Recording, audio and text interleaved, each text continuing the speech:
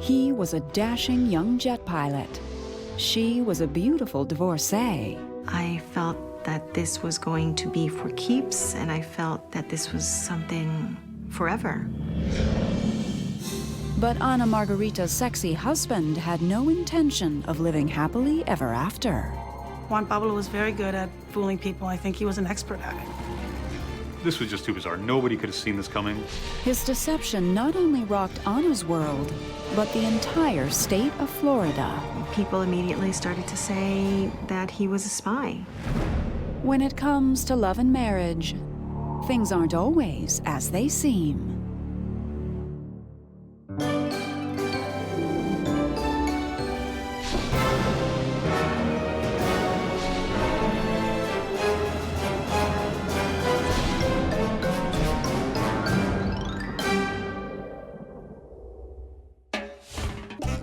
Any good Cuban girl knows the importance of finding a husband. And Ana Margarita Martinez is no exception. My mom and my grandmother wanted me to have a partner in life, to have someone to share the good and the bad with. But finding love would not be easy for Ana.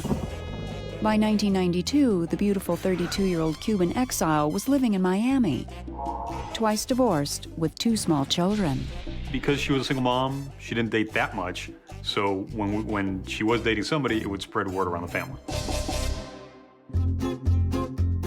Ana had practically given up on meeting Mr. Right when Cupid struck in the most unusual place. I went to church one Sunday morning as usual, and I met Juan Pablo Roque. He was Richard Gere look-alike, and there was something mysterious about him.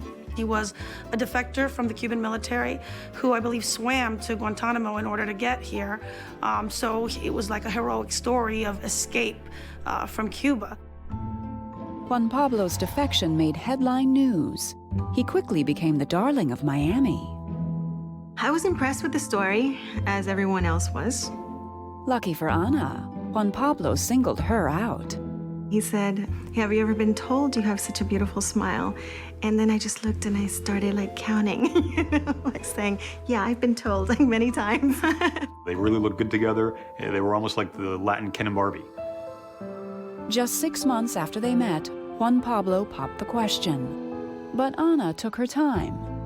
3 years later, she and Juan Pablo tied the knot on April 1st, 1995. April Fool's Day. I just remember feeling peaceful. Like, this is the person I'm gonna be with for the rest of my life. Ana's new husband was already a household name in Miami, and he had become even more popular when he joined the prestigious group, Brothers to the Rescue. Brothers to the Rescue was a group of volunteer pilots who searched the Florida Straits for rafters who were seeking freedom. They were viewed as heroes, going out every weekend, sometimes during the week. I had, more than a dozen volunteer pilots who would fly their own planes, spend their own money on fuel. They were literally saving lives in the Florida Straits. Rafters who would possibly have died if it weren't for these pilots. When he wasn't volunteering, Juan Pablo took odd jobs to help make ends meet. He seemed willing to do almost anything for Ana. She was happy being a wife. She was happy having the family. So yeah, she was happy being in love. But their honeymoon was about to come to an abrupt end. In February of 1996, just 10 months into their marriage, Juan Pablo announced he was taking a last-minute job in Key West, several hours from home. Something told me it was not quite right. Juan Pablo told her he needed to help a friend move his yacht for the extra cash. But Ana didn't want him to leave town. I was so uneasy with it that I asked him not to do it. And he got angry, and so I didn't want to argue about it, so I didn't bring it up anymore. When Juan Pablo left for his trip later that night, Ana couldn't shake the feeling that something was wrong. I had a very, very strange feeling in the morning. I must have tried his number 50 times. The fact that he wasn't answering his phone calls and he wasn't calling us to see how we were doing definitely worried me. A woman's intuition is rarely wrong. Ana's husband was missing all right, and his disappearance was about to cause a media frenzy. Well, the phone call from my editor said that 2 Brothers to the Rescue planes had been shot down. I was so extremely nervous.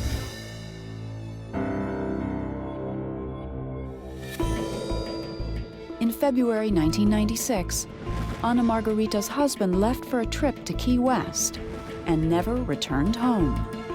But 10 months before his mysterious disappearance, Ana began to realize Juan Pablo wasn't exactly the perfect husband. He fibbed a little. I noticed that, and that was one of the things that we argued about. And as Juan Pablo's social circle grew, Ana wasn't always thrilled with the company he kept. One dinner guest in particular made her feel like an outsider in her own home. He was a fellow Brothers to the Rescue pilot who had become quite close to Juan Pablo. They got together quite often and talked, and on occasion, they would speak in Russian. When I asked, what was going on, they said that, they just needed to practice because otherwise they would forget the language. Ana thought it was odd, but she knew both men learned Russian in the Cuban Air Force, back when the military was run by the Soviet Union. It made me feel uncomfortable, but, he explained it away. He said that they were talking about things pertaining to Brothers to the Rescue and their activism in Cuba. While Juan Pablo always seemed to know what to say to Ana, around her family, he was a man of few words. His personality was just flatter than a pancake. He wasn't a very great conversationalist. The conversation was very yes, no, very military, very abbreviated, very brief. And behind closed doors, Ana's husband was becoming unpredictable.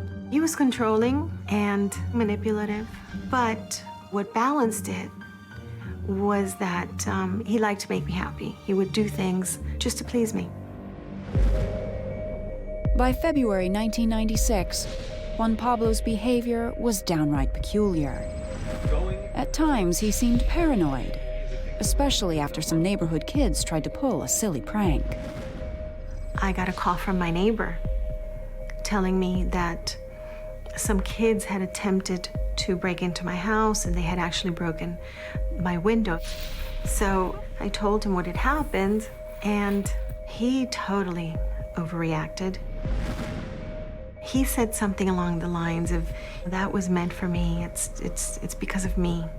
Ana Margarita pressed her husband for more details, but he refused to explain himself. From that night on, Juan Pablo seemed like a different man, always looking over his shoulder. He was getting agitated. He was waking up in the middle of the night, tossing and turning a lot. He was very stressed. And I couldn't understand what was going on, and he said it was just all work-related.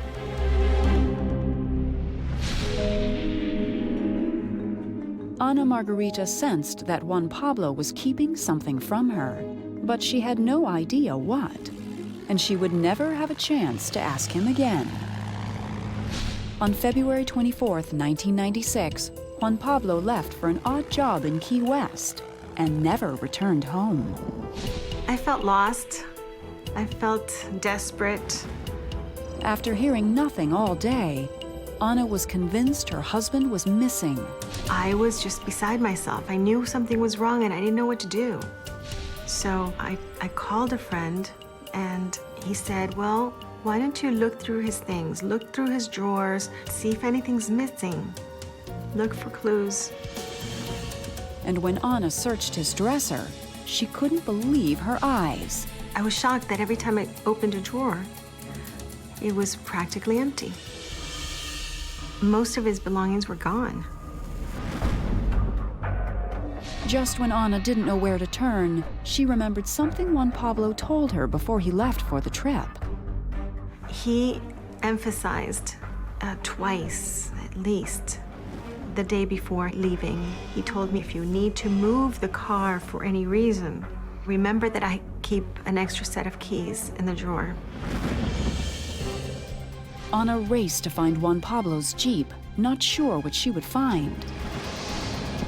The Jeep was exactly where he said it would be, in a Miami parking garage. And Ana's husband left something very telling inside. When I opened the car, the only thing I found was his full set of keys and his cell phone. When you see a full set of keys inside a car, it tells you the person's not coming back.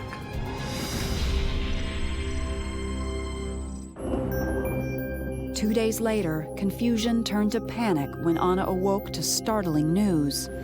Oh, he hit that thing and toppled about 3 times and fireballed. According to news reports, several members of Brothers to the Rescue were dead, shot down by Cuban MiGs over the Florida Straits. I mean, 4 Americans are killed in, 2 planes by the Cuban government. It's a big story. Everybody was here from every station all over the place. I was like, oh man, could he have been planning to be with them and not wanting to worry us? And he went off on this mission with them and we don't know. 4 pilots were confirmed dead, but Ana didn't know if Juan Pablo was one of them.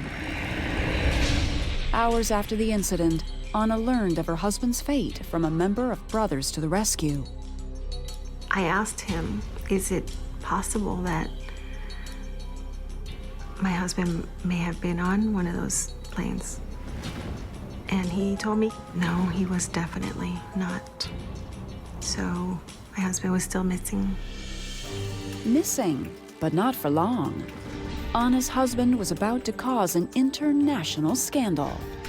A reporter came to my door. He said, turn on your TV and watch CNN.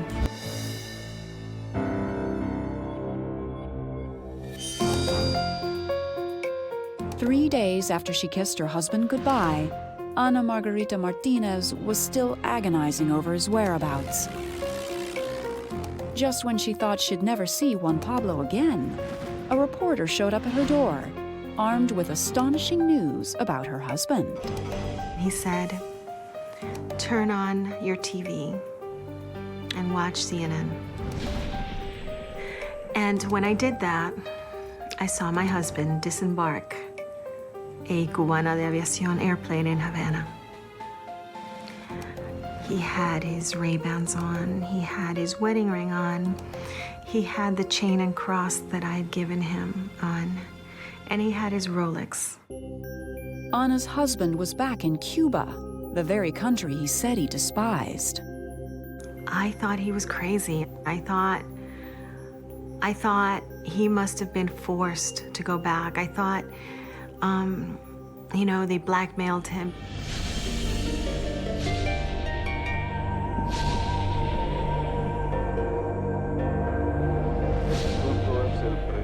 When Juan Pablo granted his first television interview that very same day, he proudly denounced the United States, Cuban exiles, and Brothers to the Rescue, claiming the group was really a bunch of terrorists. El alma de esa organización es una organización contrarrevolucionaria. He just appeared on Cuban television saying that what Cuba had done was stop a terrorist attack.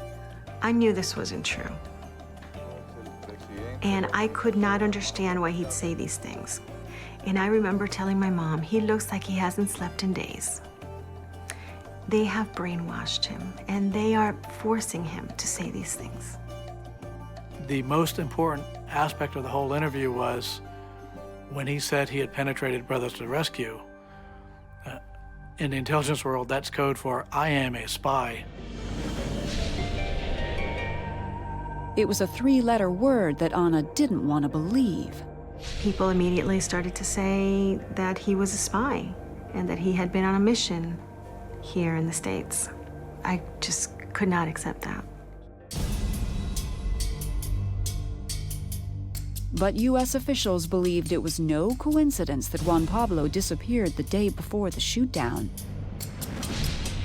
By volunteering with Brothers to the Rescue, he clearly knew the ins and outs of the operation.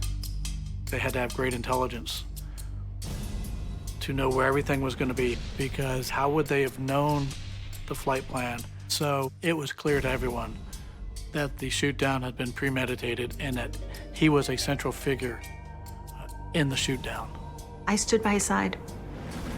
I felt that he had to have been forced. And no, my husband was not a spy, of course not. But when a woman like Ana realizes she's been duped, she gets even with the help of a lawyer. He said, "We're gonna sue Cuba for rape."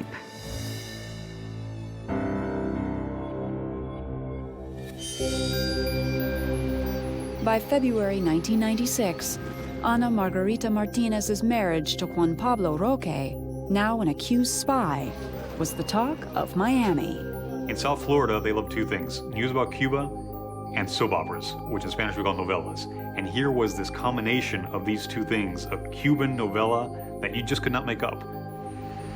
Everyone wanted to know more about the wife who stubbornly defended her husband, even after he told the world he didn't miss her at all.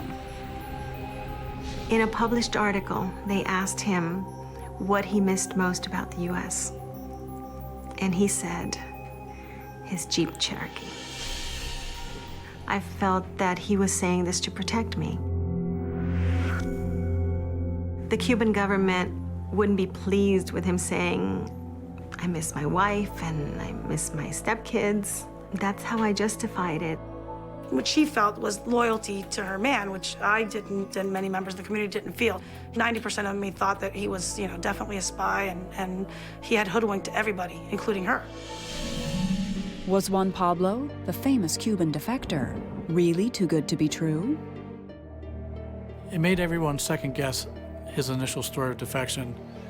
This magnificent story of a 17-mile swim, getting hit by sharks and swimming into Guantanamo Bay really didn't seem to hold up.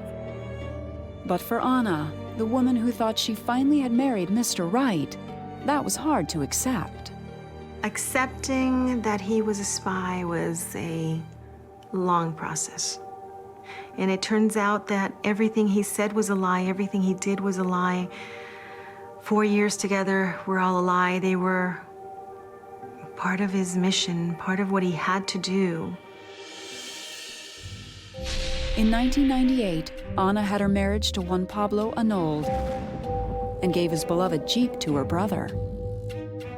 But Ana didn't stop there. She was determined to get even. So with the help of her lawyer, Ana came up with a very clever plan for revenge. She sued the Cuban government for rape and won $27 million in damages. In the state of Florida, rape is defined as sex without consent. And since my consent was procured fraudulently, it's not valid. If I learned now that my ex-husband was a Cuban spy and had only married me as part of his cover, and that all the intimacy that we shared was fake, I think that, yeah, I'd feel violated. Definitely. The reason the lawsuit is against the Cuban government is because he was acting under their direction 100% of the time. He could never have married me without the Cuban government's approval. In order to pull off his role as a spy, Juan Pablo needed the perfect cover, an unsuspecting wife. That makes him a much more believable, solid person if you're married and you have kids and you have a family. If you're a single man, you're much more suspicious. If you're hunting for an American wife, where are you going to find the most unsuspecting women? And the answer is at Sunday school. And Ana Margarita Martinez was already divorced, so she could not have been more vulnerable at that point in her life. I think he smelled blood on the water. While the U.S. sees Juan Pablo as a fugitive, in his homeland he's a hero, protected by the Cuban government. He was promoted to lieutenant colonel and relocated to a very nice residence. If Juan Pablo ever steps foot outside of Cuba, he will spend the rest of his life in an American prison.